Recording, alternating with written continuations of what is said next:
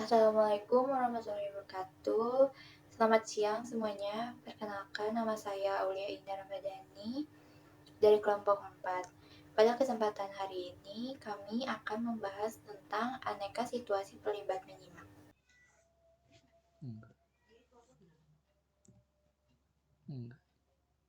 Sebelum masuk ke materinya, di sini saya akan membahas tentang latar belakang. Kegiatan membaca dan menyimak adalah dua kegiatan yang sangat penting dalam kehidupan manusia, khususnya dalam kehidupan manusia berpendidikan.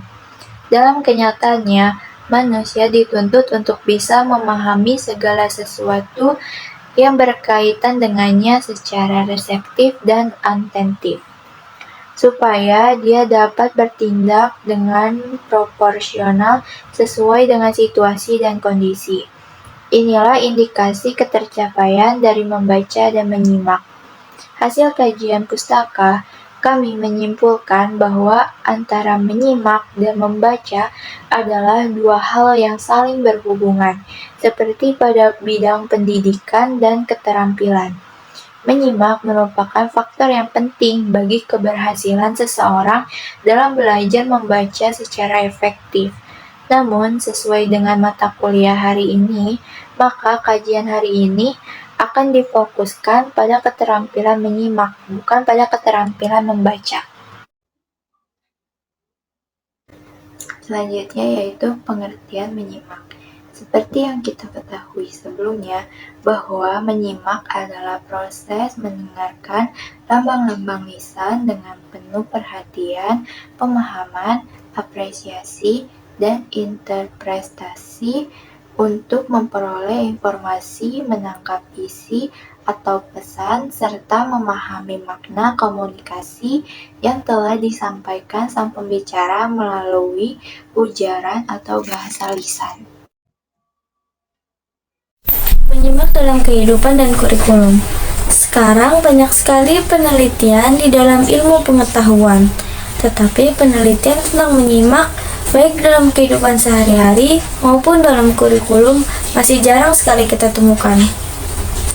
Rankin 1929 dari Detroit Public School menyelesaikan survei mengenai penggunaan waktu dalam keempat keterampilan berbahasa. Rankin berpendapat bahwa mereka menggunakan waktu untuk berkomunikasi 9%, berbicara 30%, membaca 16%, dan menyimak 45%. Dari penelitian tersebut, dapat kita amati bahwa keterampilan menyimak ternyata paling banyak digunakan oleh manusia. Tapi kenyataannya, justru keterampilan membaca lebih banyak mendapat perhatian daripada keterampilan menyimak. Menyimak merupakan suatu aspek keterampilan berbahasa. Oleh karena itu, pelajaran menyimak dapat dioptimalkan dengan jalan memberikan latihan terpimpin, menjauhkan faktor-faktor penyimak yang jelek, memberikan kosakata yang baik secara memadai, banyak memberikan pengenalan kata-kata lewat telinga. Apabila kita perhatikan hasil penelitian Born dalam tarikan 1980 nomor 86, dapat diketahui bahwa 70% dari jam bangun komunikasi digunakan untuk berkomunikasi, baik secara santai maupun serius, dan 45% dari waktu tersebut digunakan untuk menyimak. Sebagian besar dari apa yang kita pelajari diserap dan menyimak. Selanjutnya ada petunjuk, keterangan, dan pengumuman. Ada 3 macam menyimak dalam bab ini. Yang pertama, menyimak petunjuk, menyimak keterangan, dan menyimak pengumuman. Dan di sini saya akan bahas satu persatu. Yang pertama, ada menyimak petunjuk. Menyimak petunjuk berisi tentang prosedur melakukan sesuatu. Dan menyimak petunjuk ini kita diharuskan dapat memusatkan perhatian pada simakan. Hal ini dikarenakan bila petunjuk yang diberikan tidak disimak dengan baik, maka kita tidak dapat melaksanakan sesuatu sesuai dengan petunjuk yang diberikan. Menyimak petunjuk dibagi menjadi 3 bagian. yaitu petunjuk melakukan sesuatu, petunjuk menggunakan sesuatu, dan petunjuk membuat sesuatu. Kalau teman-teman nanya, kok banyak banget sih Put? Emang apa aja sih Put? Nah, di sini Putri akan jelasin. Pertama, petunjuk melakukan sesuatu. Petunjuk melakukan sesuatu adalah ketentuan-ketentuan yang patut dituruti dalam melakukan sesuatu.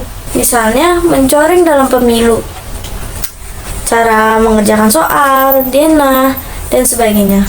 Terus yang kedua, ada petunjuk menggunakan sesuatu. Petunjuk menggunakan sesuatu adalah ketentuan yang harus dituruti atau diperhatikan dalam menggunakan sesuatu. Misalnya, menggunakan komputer, aturan pakai dalam suatu produk, cara menggunakan telepon kartu, dan lainnya. Lalu petunjuk yang ketiga ada petunjuk membuat sesuatu. Petunjuk membuat sesuatu adalah cara atau ketentuan yang harus diperhatikan dalam membuat sesuatu. Misalnya, cara membuat kue bolu, cara membuat mie instan, dan lain sebagainya. Lanjut, yang kedua ada menyimak keterangan. Menyimak keterangan dalam dunia menyimak berfungsi untuk menjadi petunjuk dalam menerangkan atau menjelaskan sesuatu. Misalnya, ketika seorang guru sedang menjelaskan sesuatu materi, siswa diminta untuk menyimak keterangan yang diberikan oleh guru tentang materi tersebut. Melalui proses menyimak ini, siswa diharapkan memahami informasi yang disampaikan oleh guru tentang topik tersebut. Nah, yang terakhir ada menyimak pengumuman. Menyimak pengumuman adalah proses, cara, perbuatan yang dilakukan suatu kegiatan untuk menginformasikan kepada semua pembaca atau orang lain. Atau singkatnya, menyimak pengumuman adalah suatu kegiatan mengumumkan sesuatu informasi melalui tulisan maupun lisan. Menyimak pengumuman biasanya berisi tentang informasi yang telah diterima yang kemudian dapat diberikan kepada orang lain, misalnya membaca atau mendengarkan suatu berita. Selanjutnya yaitu laporan. Bagi anak-anak yang menduduki kelas-kelas yang lebih tinggi, laporan merupakan suatu tugas dan tanggung jawab penting. Bahkan, taman kanak-kanak pun dapat melaporkan pengalaman-pengalaman pertamanya, seperti tamasya di hari Minggu. Selama penyajian suatu laporan, para penyimak haruslah mengikuti rencana organisasi sang pembicara, pilihan, serta urutan ide-idenya. Harus berusaha menyaring informasi yang melengkapi informasi yang telah ada dalam pikiran dan harus dapat mengevaluasi keautentikan atau kebenaran hal-hal yang dikatakan oleh sang pelopor. Laporan-laporan memang diperlukan bila kelompok-kelompok kecil ikut serta bekerja dalam panitia yang ada hubungannya dengan suatu kegiatan kelas.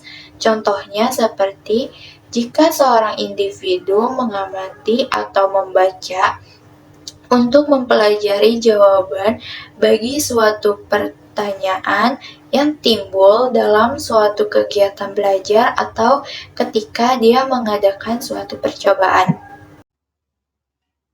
Lanjut, radio, televisi, rekaman, dan telepon. Ragam situasi menyimak oleh perlengkapan di atas antara lain satu menyimak sekunder. Musik dipasang pelan-pelan sebagai latar belakang. Maksudnya ini, pada saat kita belajar, kita mendengar suara seperti televisi, radio, atau keluarga kita yang sedang bercanda, atau yang ada di sekitar tempat tinggal kita. Yang kedua adalah menyimak sosial atau menyimak atau menyimak konversasional, yaitu kita berbicara di telepon. Maksudnya ini berlangsungnya dalam situasi sosial tempat tinggal atau orang mengobrol mengenai hal-hal yang menarik perhatian semua orang dan saling mendengarkan satu sama lain untuk respon-respon yang pantas dan detail-detail yang menarik, dan memperhatikan apa yang dikatakan oleh rekan yang disampaikan melalui telepon. Yang ketiga adalah menyimak apresiatif, yaitu drama yang baik atau musik yang merdu dipergelarkan atau dipentaskan. Maksudnya ini adalah saat orang mendengarkan musik, bila orang tersebut sangat menikmati musik itu, orang tersebut mungkin akan mengangguk-anggukkan kepalanya. Berikutnya, aneka alasan menyimak. Aneka alasan menyimak antara lain: satu, karena ingin mempelajari sesuatu dari bahan simakan. Misalnya seperti suatu ceramah yang kita peroleh suatu ilmu, pengetahuan, suatu yang baru yang dapat mengubah kita dari tidak tahu menjadi tahu. Yang kedua, karena ingin mengikat hati orang lain. Hidup ini adalah memberi dan menerima, menghargai dan dihargai, yaitu ketika kita lagi presentasi, kita harus tahu cara bagaimana yang mendengarkan kita itu tertarik dan mendengarkan kepada kita. Yang ketiga, karena ingin menjadi orang yang sopan santun. Maksudnya ini adalah rela dan mau menyimak pembicara, apalagi isi hati, keluhan, dan pesan orang lain. Keempat, karena ingin mencari keuntungan uang. Walaupun kita hanya dengan menyimak, kita juga mendengar penawaran baik dari penjual ataupun dari pihak pembeli. Seseorang bisa memperoleh rezeki atau keuntungan uang atau materi menyimak kegiatan mereka tawar, lalu jadilah transaksi, maka penyimak akan memperoleh uang dengan sekian persen. Yang kelima, karena ingin memperoleh manfaat dari bahan simakan, seperti halnya kita dapat memetik manfaat moral yang non-material. Dari berbagai kegiatan menyimak, seorang dapat lebih mantap mengetahui dan memahami. Yang keenam, karena ingin menghilangkan rasa bosan, misalnya seperti sudah bosan dan jenuh dengan tugas rutin sehari-hari. Salah satunya obatnya adalah mengalihkan perhatian kepada masalah lain, misalnya menyimak ceramah atau kuliah. Ketujuh, karena ingin membandingkan beberapa dapat penjelasan atau keterangan mengenai suatu bidang studi dapat kita peroleh dari berbagai sumber, termasuk sumber lisan. Seperti penjelasan atau suatu bidang studi dapat kita peroleh dari berbagai sumber, termasuk sumber lisan. Yang ke-8, karena ingin memperluas pandangan dan pengertian. Memperluas pandangan dan pemantapan pengertian atau pemahaman mengenai suatu topik adalah menyimak sebanyak mungkin pandangan dan gagasan para ahli. Yang ke-9, karena ingin memenuhi rasa ingin tahu. Kita sebagai manusia kan mempunyai rasa ingin tahu terhadap sesuatu. Kian banyak kita tahu, kian banyak pula yang kita tidak tahu. Yang ke-10, karena ingin disenangi oleh orang lain. Seperti kita sabar dan asik dia menyimak kata hati orang lain, banyak pula lah orang yang menyenangi serta membutuhkan kita. Jadi kesimpulannya yaitu aneka situasi pelibat menyimak adalah aneka keadaan yang terdapat dalam kegiatan atau keterampilan menyimak yang melibatkan pembicara dan penyimak. Dalam keterampilan menyimak ini ada beberapa aneka situasi pelibat menyimak, Di antaranya, yang pertama, menyimak dalam kehidupan dan kurikulum. Lalu yang kedua, petunjuk, keterangan, dan pengumuman. Yang ketiga, percakapan dan diskusi. Yang keempat, laporan. Yang kelima, radio, televisi, rekaman, dan telepon. Pada tahun 1929, Paulus T. Rankin dari Detroit Public Schools menyelesaikan survei mengenai penggunaan waktu dalam keempat keterampilan berbahasa dari 68 orang dari berbagai pekerjaan dan jabatan selama 2 bulan.